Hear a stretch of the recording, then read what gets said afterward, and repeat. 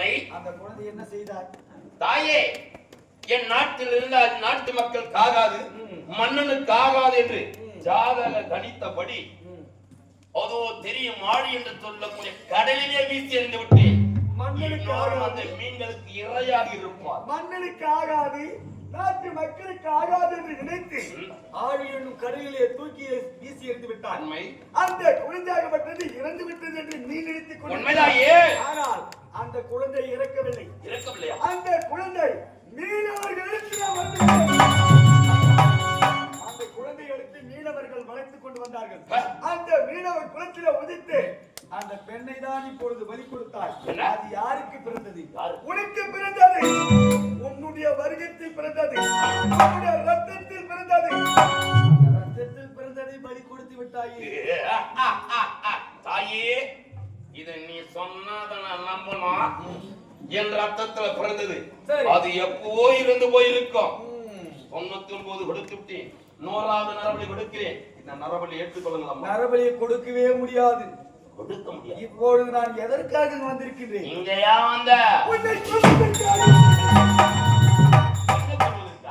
கொல்ல முடியுமா? அந்த வருத்தமான சமயத்தில் உன்னுடைய வருகத்தை சார்ந்தவர்களோ அல்லது ஒரு ரத்த சம்பந்தப்பட்ட யாராக பலி கொடுத்தால் அன்றே உனக்கு மரணம் என்று உரைத்தேன்.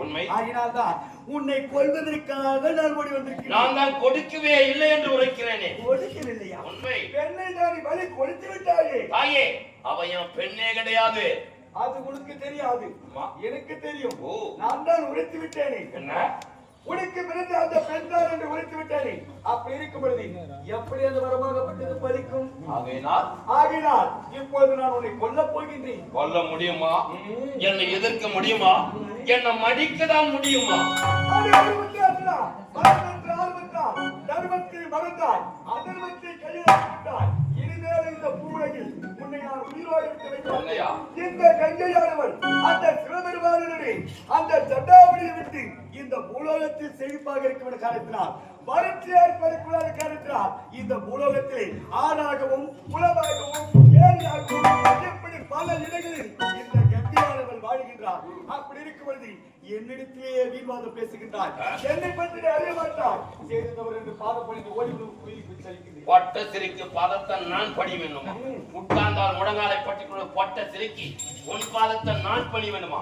வீரம் இருந்தால் சமருக்கு தயாரடி. சமர் முன்னா விழுந்தால் பாட வாங்க.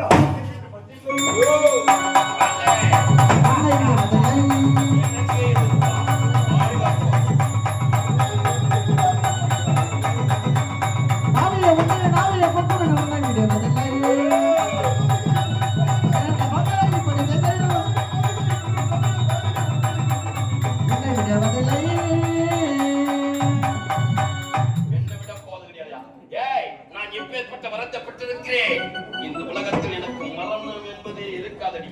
வீர வஜ்ரமயமாக என்று வருத்தப்பட்டிருக்கேன்.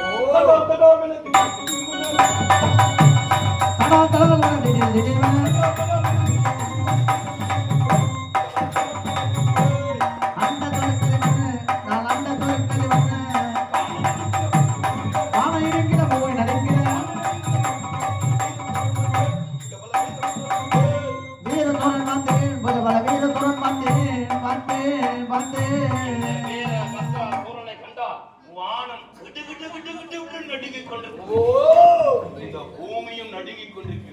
பொட்ட சிரிக்கு என்ன எதிர்க்கிறையா? வீர வந்தால் வாடி சமநிலை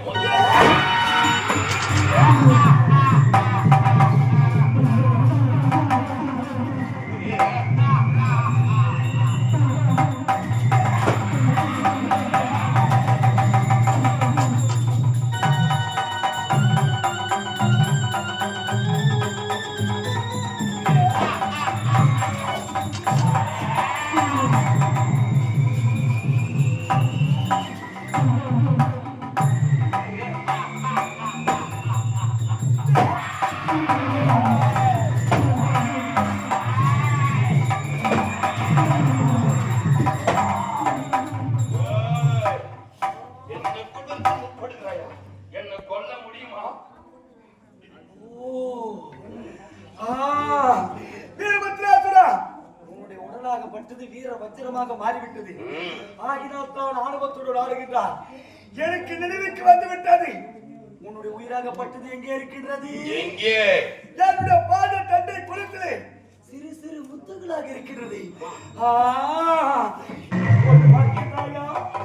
இப்ப பார்க்கிறாயா? அம்மா தாயே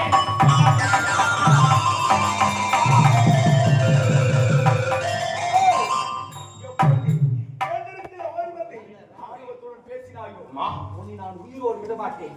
என் பாதத்தில் இருக்கும் அந்த தண்டை கொலுசிலே சிறு சிறு முத்துகளாக உனது உயிராகப்பட்டது இருக்கிறது அல்லவா?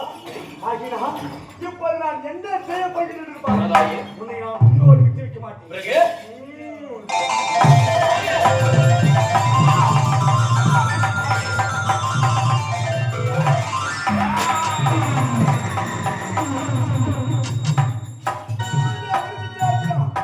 பெற்ற ஆணவத்தால் அழிந்து போனாய். பார்த்தாயா? அம்மா தாயே, சிவகுமாரா, அம்மா நல்ல வேலையா ஓடி வந்திருக்க தாயே. அம்மா ஆம், இருந்தாலும் என்னை காப்பாற்றி விட்டுருங்க. ஆனால் இதை பார்க்கிற தாயே தனிவரமாக நிற்கின்றேன். அம்மா மணிவர் அட்டாளைக்குரிய மணிவாக வரவழைத்து சீர்தூக்கல் ஆண்டு வந்தார். ஆனால் கடற்கரையே அழகான ஒரு கதை பார்த்திரமா ரொம்ப என்று சொல்லப்பட்டதை அந்த மனை மனதோடு நினைத்தேன். ஒன்றாக இருந்தோம், சந்தோஷமாக ஆவலான என்று மனைக்கோட்டை கட்டி வைத்திருந்தோம். திருமணம் நினைத்தது காலையில் திருமணம் முடிந்தேன், மாலையை ரெட்டு பெய்து விட்டால் தாயே. அம்மா நான் இப்படி தனிவரமாக நிற்கின்றேன். என் தாயே இதோ பார்த்தாயா? அம்மா இவ்வளவு நேரம் உன்னுடைய கொஞ்சி குலாவி உன்னுடன் ஆடி பாடி சந்தோஷமாக இருந்தாலே உண்மை உன்னை மணந்த பெண்ணினை நினைத்துக் கொண்டிருக்கிறாயா? உண்மைதான். அவள் யார் என்று தெரியுமா? அவன் புலகத்தை பெண்தானே. உலகத்தை சேர்ந்த பெண் கிடையாது. அவள் தேவலோகத்தில் சேர்ந்தவள். தேவலோகத்துக்கு சேர்ந்தவள். அம்மா அந்த தேவ என்று நினைத்து நாட்டியம் ஆடக்கூடிய அரம்பை என்று சொல்லக்கூடிய ஒரு பெண் என்னது ஆச்சரியம். தேவ இந்திரனால் சாபத்தை பெற்று இந்த உலகத்தில் வந்து அப்படியா? இந்த உலகத்தில் உலக ரப்பாராக அவள் பிறந்தார். அம்மா இன்ப துன்பங்களை அனுபவிக்க வேண்டும் என்று தேவயந்திரன் உரைத்தான். தாயே அந்த சாபத்தின் விதிபடி அரக்கர் கூட்டத்தில் பிறந்ததினால் அவள் அரக்கர் அம்மா என்று பெயர் பெற்றார். இந்த உலகத்தில் வந்து பிறந்து இன்ப துன்பங்கள் அனைத்தும் அனுபவித்து விட்ட காரணத்தினால் அவள் உலக ரப்பாராக பிறந்தார். அம்மா உனக்கேற்ற பெண் அவள் கிடையாது. அப்படியா? அவள் சாப மோசனம் அடைந்து விட்டார். அவள் சேர வேண்டிய இடத்தில் அவள் சேர்ந்து விட்டார். அப்படியா? அந்த பெண்ணாகப்பட்டவள் உனக்கு கிடைக்காது. அப்படி என்றால் என் நிலைமை என்னாவது தாயே. தனி மருத்துவர் நான் நிற்கின்றேன். உண்மையா? எனக்கென்று துணை அருமையில் என்று கலங்க வேண்டாம். ஆமா. இப்பொழுது என்னுடைய சக்தியினால் ஒரு பெண் ஒன்றை படைக்கின்றேன். அப்படியா? அந்த பெண்ணை வைத்துக் கொண்டு சீர சிறப்போடு வாழ்ந்தால் போதும். அதற்கு ஓ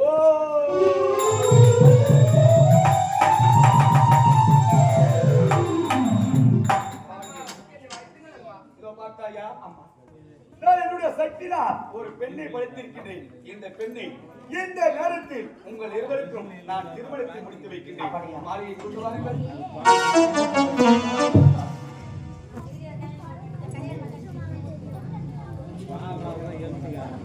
மாலையை மாற்றிக்கொண்டு சீரும் சிறப்போடு வாழுங்கள்.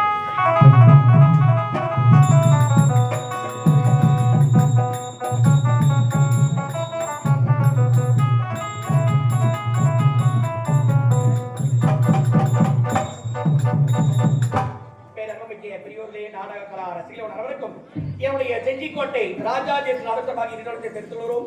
எங்களை அன்போடு அழைத்து வந்து அருள்சை நிறுவனத்தை கிராம பொதுமக்களுக்கும் மற்றும் விழா பெறுவதற்கும் ஆலய பூசாரி, ஆலய தர்மகர்த்தா, ஆலய நிர்வாகிகள் மற்றும் உறுப்பினர்கள், கிராம பொதுமக்கள், பெரியோர்கள், தாய்மார்கள், இளைஞர்கள் அனைத்து நாள் உள்ளவர்களுக்கும் எனக்கு குடும்பத்தார்பாகிய வரமாக தெரிவித்துக் கொண்டு காலை தரிசனம் கடவுள் தரிசனம் செல்வார்கள். கோபுர தரிசனம் கொண்டு பட்டிமன்ற உரைப்பார்கள். இங்கே காலையிலே அம்மன் தரிசனம் கட்டி கலை காதலன் 723 யூடியூப் சேனலை லைக் பண்ணுங்க, சப்ஸ்கிரைப் பண்ணுங்க, கமெண்ட்ஸ் பண்ணுங்க, பெல் பட்டன் கிளிக் பண்ணணும்.